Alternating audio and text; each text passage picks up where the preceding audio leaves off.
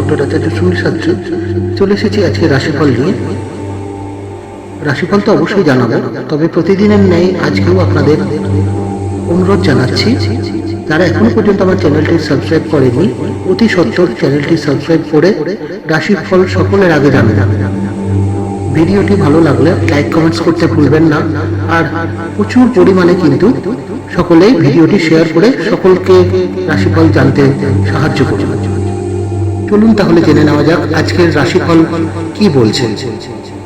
মেষ, ভ্রমণের পরিকল্পনা বন্ধ রাখাই ভালো।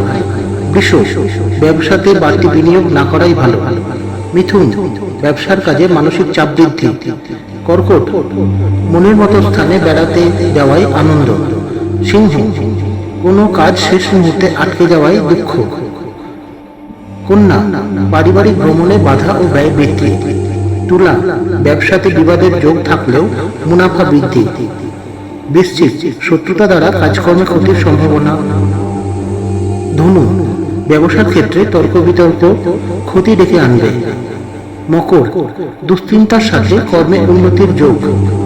কুম্ভ, কোনো মহিলার জন্য বাড়িতে আনন্দ বৃদ্ধি পেতে পারে। মীন, অবিবাহিতদের বিবাহের যোগাযোগ বাড়তে পারে। এই হলো আজকের রাশিফল।